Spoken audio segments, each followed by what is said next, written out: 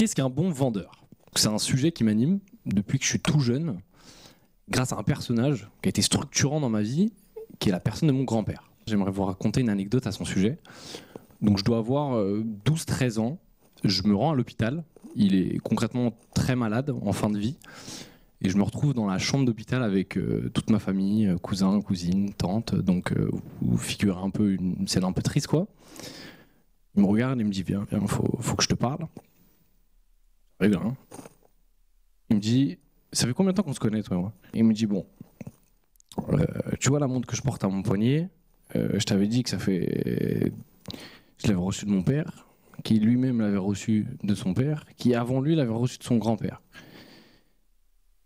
Il me dit bon, c'est la prunelle de mes yeux, cet objet, est dans la famille depuis des décennies et c'est fondamental qu'elle y reste. Et Dieu merci, la vie m'a donné beaucoup de petits-enfants, j'ai un choix, et un choix cruel à faire. Donc ce soir je vais te proposer quelque chose, elle coûte 1000 €, je te la fais à 500. Cette histoire elle raconte surtout l'imaginaire collectif qu'on a autour du vendeur. Et vous savez, c'est la fameuse caricature un peu du vendeur de tapis. Donc ça, c'est un imaginaire qui a été créé et alimenté par le cinéma, notamment. Donc on a un peu tous les illustrations en tête, des Jordan Belfort, donc c'est de Loup de Wall Street pour ceux qui le connaissent, des Bernard Tapie, La Vérité si je mens.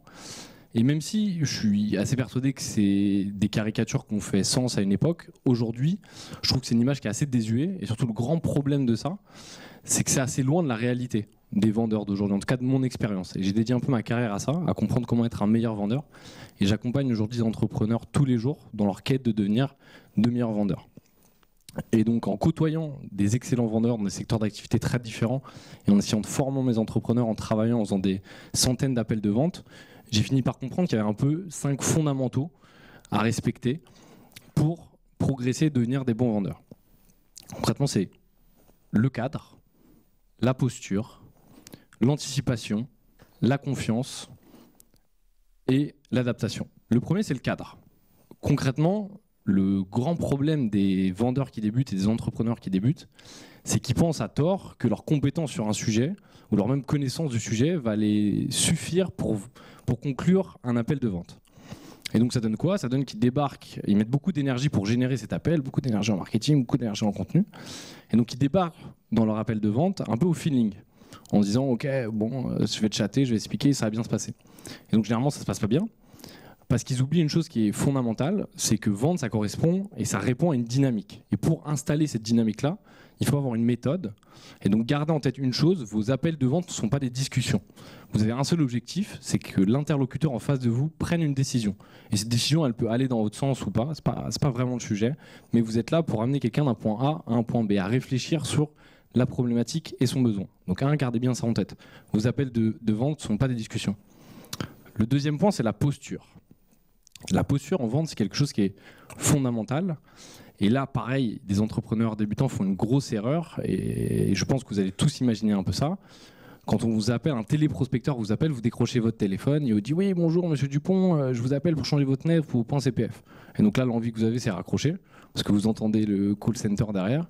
Et surtout, ce qui vous fait raccrocher, c'est que vous savez que ça transpire le vendeur. Il sent le vendeur. Et vous savez que son intention, concrètement, c'est de vendre un truc, c'est pas de vous aider. Et donc ça doit vous faire réfléchir sur quelle devrait être votre posture en tant que vendeur. Et le parallèle que je fais toujours, c'est que vous devez être des médecins. Concrètement, quand vous allez chez le docteur, qu'est-ce qu'il fait? Il vous pose des questions, il fait un diagnostic et il va établir une ordonnance, un remède. Et vous challengez rarement en fait, ce que va vous dire un médecin, parce que c'est un vecteur de confiance et vous avez confiance en son diagnostic. Et bien votre posture de vendeur, c'est exactement pareil. Arrêtez, et c'est très contre-intuitif en réalité, hein, mais c'est que pour être un vendeur, il ne faut pas avoir une posture de vendeur, il faut avoir une posture de médecin. Soyez des médecins du problème que vous adressez et considérez vos appels de vente comme un diagnostic. Et vous verrez, la dynamique d'échange va complètement se changer. Et c'est un peu le summum, le niveau ultime de la vente, c'est faire passer vos interlocuteurs dans un arc où ils comprennent même pas qu'ils sont dans un entretien de vente, mais ils ont l'impression d'être avec quelqu'un qui est en train d'aider à résoudre leurs problèmes. C'est le deuxième point. Le troisième, c'est l'anticipation.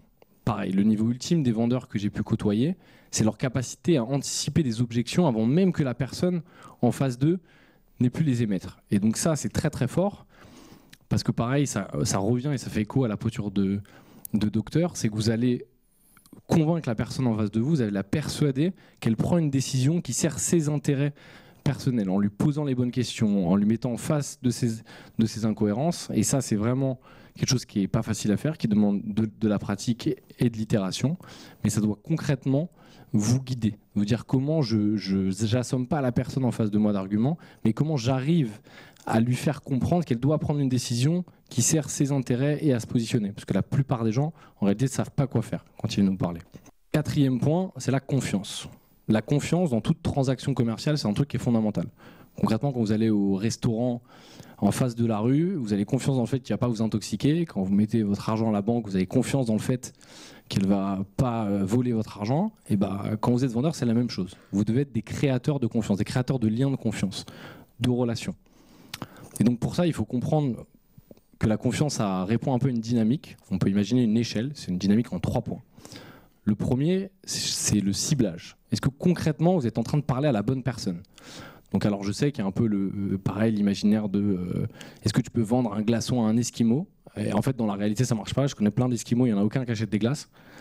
Et c'est la même chose. Vous devez, en tant que vendeur, votre responsabilité, c'est de vous interroger sur est-ce que je parle à la bonne personne ? Parce que si vous n'êtes pas en train de parler à la bonne personne, il y aura un mismatch d'intérêts qui va casser la confiance. Et donc, pareil, il y a beaucoup de vendeurs qui font cette erreur-là. Ils font beaucoup de volume, ils appellent, et ils ne s'arrêtent jamais en se disant « Ok, mais à qui concrètement je dois parler ? Mon produit, ma solution, mon service, il répond à quel besoin et comment je me concentre pour être super précis dans mon ciblage ?» Donc, gardez bien ça en tête. Le deuxième, c'est le message. D'un produit ou d'un service, vous avez des milliers de manières de construire votre message. Et donc ça, pareil, vous devez trouver un peu comme une partition musicale le message qui va sonner juste pour comprendre par rapport à la personne à qui vous êtes en train de parler, c'est quoi le point d'inflexion dans votre discours qui va faire que la personne en face de vous, elle va être sensible parce que vous comprenez intimement sa problématique. Et troisièmement, c'est votre crédibilité. Ça, pareil, on revient un petit peu à la posture du médecin. C'est difficile de vendre si vous n'êtes pas crédible et que la personne en face de vous dit « Ah, il pourrait y avoir quelqu'un d'autre qui peut adresser ma problématique ». Donc, ces 3 leviers de la confiance, hyper important, gardez-les en tête. 5e point, c'est l'anticipation. L'anticipation, qu'est-ce que c'est ? C'est votre capacité, quand vous allez décrocher un appel avec un prospect, à vous interroger sincèrement sur c'est qui l'humain que j'ai en face de moi. C'est pareil, une erreur que je vois chez des vendeurs débutants, ils ont un script de vente, ils le déroulent, ils le débitent et ils ne s'arrêtent jamais en se disant ok, c'est quoi la réalité de la personne qui est en face de moi ? C'est quoi l'humain qui est en face de moi ? C'est quoi les biais cognitifs sur lesquels il va être sensible ? C'est quoi ses ambitions ? C'est quoi ses peurs ? C'est quoi sa réalité ? Et donc posez-vous systématiquement la question et je ne demande pas de vous travestir ni votre offre, ni votre discours, c'est simplement de s'intéresser sincèrement à comment je peux m'adapter à la personne qui est en face de moi, comment je peux adapter mon discours et comment je peux anticiper ces choses-là. Et donc si vous pensez que vous n'avez pas le bagou de Bernard Tapie pour vendre, c'est pas très grave. Gardez en tête que vous avez 2 éléments et qui seront vos forces en tant qu'entrepreneur. Le premier, c'est la connaissance intime du problème que vous adressez. Connaissez très très intimement le problème que vous adressez, la douleur, les effets qu'il a sur les personnes que vous aidez, ça vous aidera à vendre. Deuxièmement, c'est votre passion, ni plus ni moins. C'est difficile d'être convaincant si vous n'êtes pas vous-même convaincu. Et donc, à défaut d'être complètement passionné, soyez au moins très très convaincu du produit sur lequel vous parlez. Et après, respectez ces 5 messages. Et je peux vous encourager à faire une chose. La vente, c'est un super pouvoir. Si vous le maîtrisez, vous allez aller très loin dans votre vie. Voilà, merci beaucoup.